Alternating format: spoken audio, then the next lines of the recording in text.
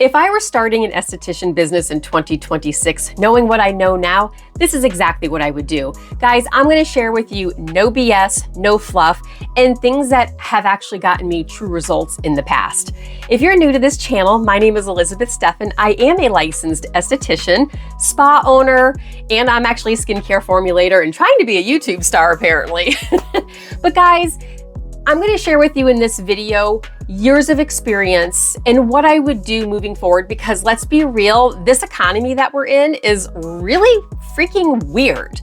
And I'll be honest with you, I'm going to share with you some really amazing tips. So stand by, guys, and we're going to get right into it.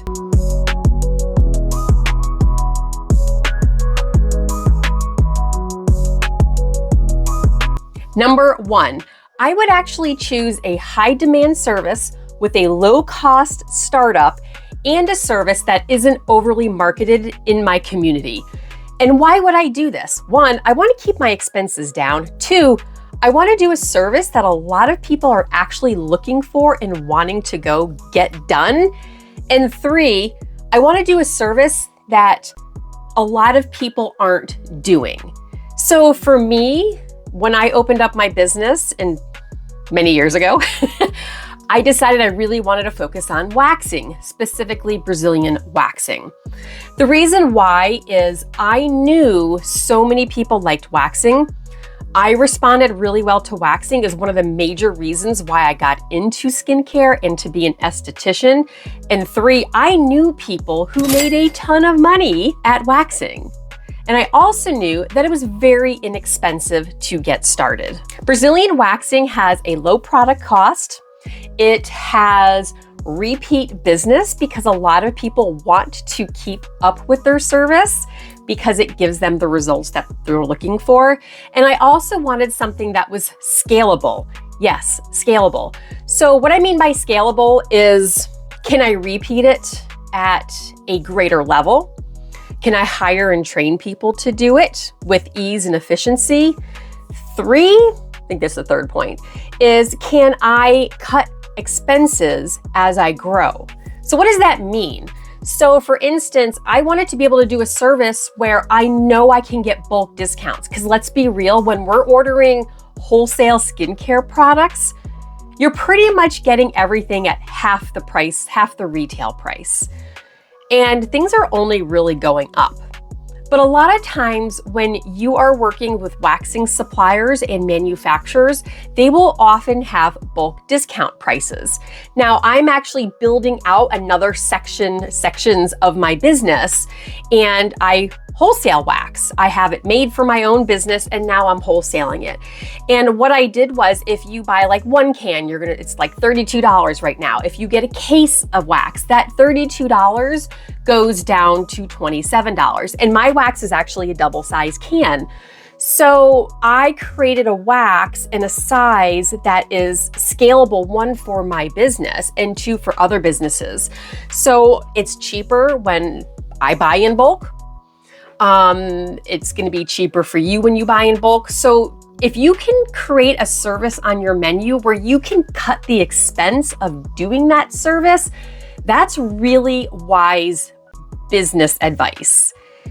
It's not something we often hear about in our industry, but it's business. And if you're going into business, yes, you need to know how to be an esthetician, but you need to know how to read a P&L statement, profit and loss statement.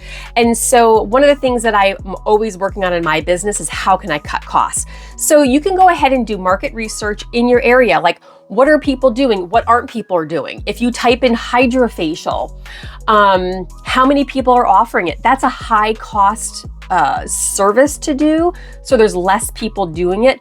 But if you're doing a hydrofacial, and that should really be your focus, because it's very expensive to have and operate a machine. So you're going to want to do mass marketing for that. Now, I want to touch on something, because if you find a service or types of services that you feel fit what I just said, but you really don't enjoy doing it, are you still willing to do it? I know so many people who don't want to do Brazilian waxing. So I did. I personally wanted to build that side of my business. So that was the service that I wanted to do. But guess what the service was that I didn't want to do? Massages.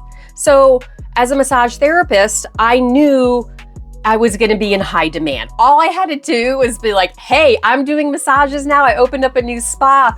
Who wants to come see me? I didn't have to discount it because I was experienced from all the years of experience. And that's exactly what I did. So I was able to get people in for facials, massage, waxing. While I really grew the waxing side of my business, I still could get money coming in from doing those services that I really didn't want to do. And then guess what? Over time, I faded them out. Now, if you're going to do a very specific service, whether it's a Brazilian or a Korean facial or a holistic facial, if that's your choice in words and marketing, get really good at it. If you really want to focus on a holistic facial, you should definitely take some massage classes or get a lot of practice, because if you can wow them with an amazing facial massage, they're going to want to come back to you. Some of the best facialists that I've ever been to have given me the best facial massage or neck massage or even foot and arm massage as part of it. And I feel truly rejuvenated when I walk out.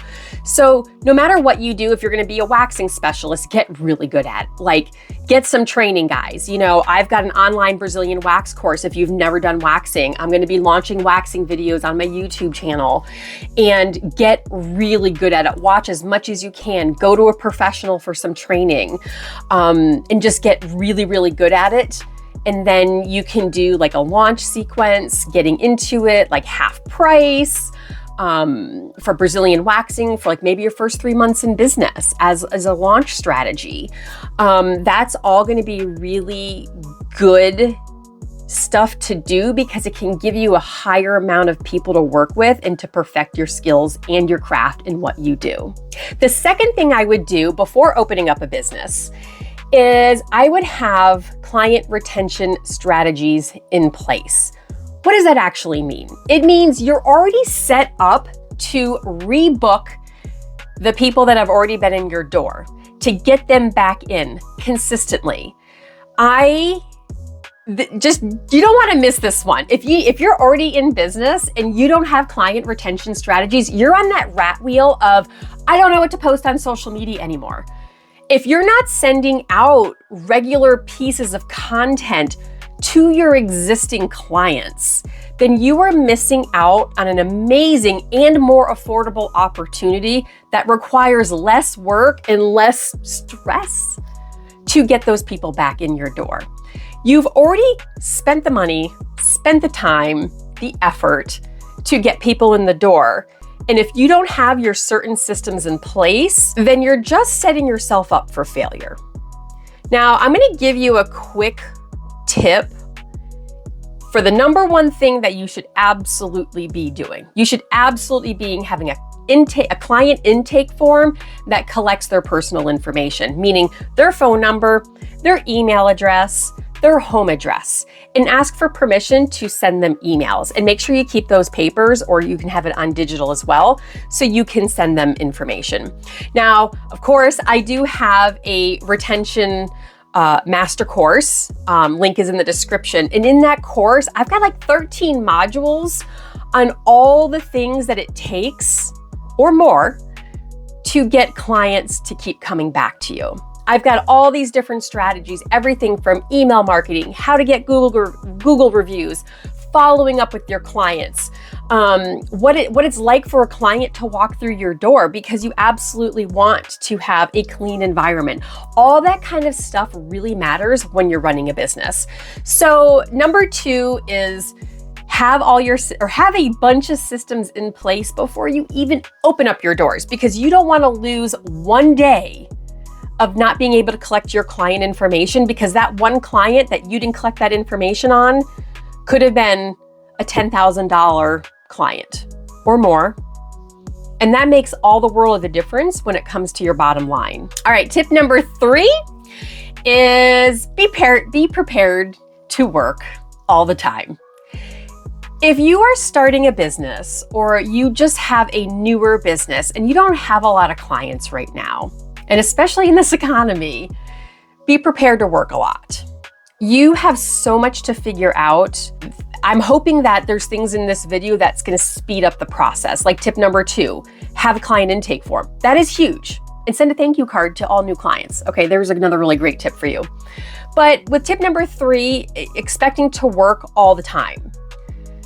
I remember when I first opened up Vanilla Sugar, my current business, I didn't have a gym membership, I think, for like 6 months at one point. I can't remember if it was my first year or my second year in business because I was so busy building up the business again. Like I just worked all the time in my free time. I had a little kid to and from school, sports. I was busy. I had all those other things and I still like to eat good food.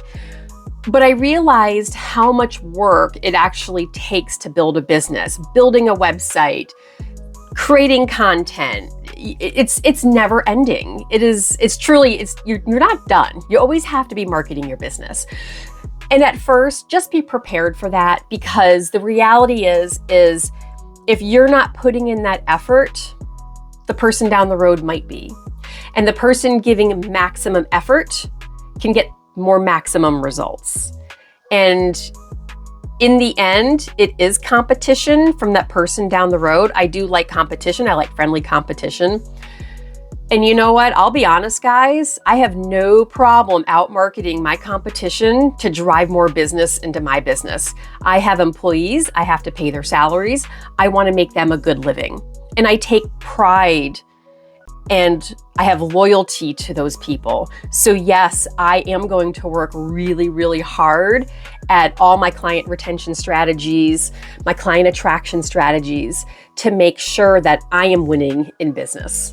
Tip number 4, this could have been tip number 1, but it's to be hyper-focused and hyper-organized. And I do that by having a to-do list. Yes, I used to have tons. I've got a notebook here, I've got a notebook here. But I'll be honest, now I use an app. I think I paid like $32 for lifetime access for this to-do app. And I'll have the link for it in the description. But I do like it on my app because now I'm never like looking for my pieces of paper that I've got scattered all over the place. I did that for years. It feels so good to physically, cross things off. I know you know what I'm talking about when I say that, for the people that love that stuff.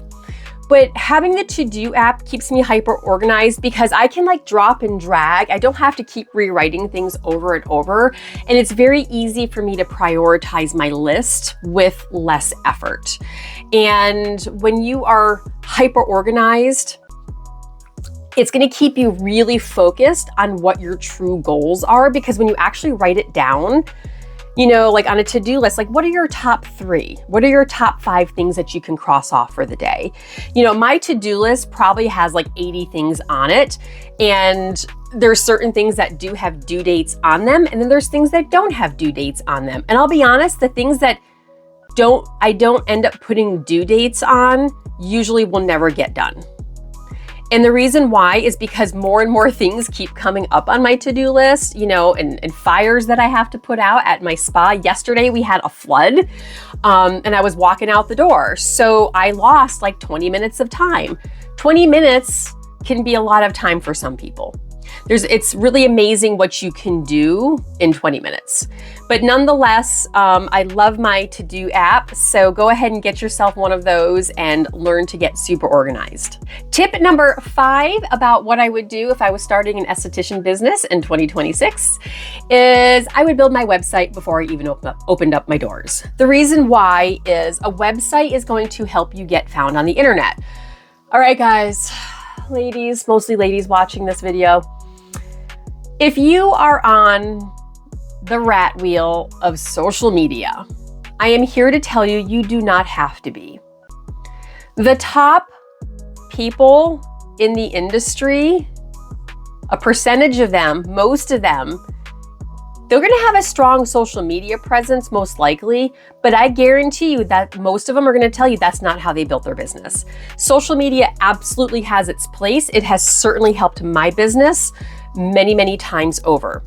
But it's not how I attract people to my business. I don't want to keep pushing things on people. I want people to come to me. Okay? I'm not vomiting over and over again the same stuff on social media. I use social media also as an attraction magnet. People can get attracted to me. But the amazing thing about is when you have a strong online presence with a website is when people are searching for certain types of skincare treatments, they're doing it on Google or Yahoo or whatever search engine they're using. So you're gonna want to have a strong website because they're gonna wanna read about you, what you do. And then a lot of times what they're gonna do is then they're gonna go to your social media and check you out to make sure that you're a real person. I've heard that story so many times. They first find me through my website, then they go to my social media, okay? So what does building a website look like that is optimized? An SEO website is a website that generally has a lot of valuable content that somebody can consume and learn from. When I built my website, I said, I am going to outmarket my website from my competitors. And so I saw what a couple of my competitors were doing. They had one page for waxing with all their prices. They didn't even have a description of what a Brazilian wax was. So what did I do? I created like 5 pages on waxing. And within 6 months of launching my website, it came up #1 on search engines for Brazilian waxing, and my business took off. I hired my first employee at 6 months, my second employee at 9 months. And it's been a great ride ever since. Okay, maybe not a great ride. Business is hard, but it's been a profitable ride since 2013 when I opened up my spa here in Peoria, Illinois. So when you're building a website, I use Squarespace right now. I've got a link below. You know, I do receive a small affiliate commission on that. If you want to get started on Squarespace, it uses WYSIWYG technology. What you see is what you get. WordPress tends to be a little bit more powerful when it comes to SEO. But I'll be honest with you, for local searches, you know, Squarespace does an amazing job and it's so much more user-friendly. If you don't know how to write content, go into ChatGPT and say, hey, I'm starting a waxing business and I want at least 5 pages on waxing. Can you help me build it? And you build 1 page at a time. Literally just have them write the content for you. You can throw your prices in there. And if you don't know if you're really not great at building websites, find somebody to do it for you. Check out Fiverr.com, Fiverr.com. You can hire freelancers on there. And if you have all the content, like let's say you have 20 pages ready to go of content, build it out in Google Docs, okay? And then literally you can send that off or find somebody, get a quote for it and be prepared to pay a small fee, but you can probably get it for under $500, like a whole fresh design, have them copy paste the content. They'll even find images for you. Seriously guys, it's so easy to do and that can really be an amazing investment. And if you don't have money to invest in this, then I wouldn't even start a business. Like I just wouldn't. If you're not building a website, if you don't have the money to start a website, I wouldn't even start a business. I just wouldn't. People think you can have a website from your scheduling software. That's a huge no-no for me because there's so many limitabilities to that. And if you ever wanted to switch your software, now you're gonna switch your whole website. I like keeping things very separate from my scheduling software. There's so many reasons for that. That's like another video. But having a .com, not a vanillasugar.vagaro.com website. No, I want something that's more searchable because I can do my HTMLs, I can do my H1, H2, H3 tags. You guys can Google that if you want to learn what those are, which is really good for building a website. Very good information to know. So that's just what I would recommend, guys. Give yourself about 8 hours a week to get started on this. I guarantee you, if you spent one day, 8 hours on ChatGPT and said, started off with this prompt, I want to build a website for my business. Okay, what should I do? And then go from there. But my recommendation is have if you're doing Brazilian waxing, have 5 pages on it. If you're doing hydrofacial, have 5 pages on hydrofacial, with a drop down. Seriously, you will come up #1 on search engines if nobody else in your town or community is doing that. That's just the way it goes. All right, tip number 6 is Once you secure your location, or if you already have your location, you need to set up your Google business profile. Now, I just had a conversation with my coach yesterday about Google business profiles, that if you do not have an actual address that will come up on Google, you cannot have a Google business profile. So if you're renting in a suite and you can't use like a suite A, B, or C on there, if it doesn't pop up on Google, I wouldn't do it. No. Because now you're not going to rank on Google. Your rankings are going to go much lower because now you don't have any reviews. So you need to be able to generate reviews online, because that is a huge part of SEO, search engine optimization, in your rankings and getting found. Now, my business gets like auto rankings now. Like I come up number 1, number 2, number 3 in my town for pretty much all the major services that I do. Why? Because I have over 350 5-star reviews on Google. I also have reviews on Facebook. I also have reviews on Yelp. And Yelp isn't big in my town, but it is in a lot of people. So you need to have a strategy to be able to grow your online presence, and having a strong Google business profile is going to help in that process. I hope you guys enjoyed those 6 different tips on what you can do in 2026 to really grow your business, start a new business in the spa industry. You know, you want to have profitable services. You want strong retention systems in place. You want a strong online presence. You want to be organized. That's one of my favorite ones. And you definitely want to be consistent, and you want to be highly, highly visible. If you guys like this video, be sure to give me a thumbs up. Drop a question or comment below. Check out the links that I have for everything that I talked about. Let me know what you would love to hear. If there's something more you want to hear about that I talked about in this video, I would be happy to create another video for you guys. And until next time, I'll see you later and have a beautiful day.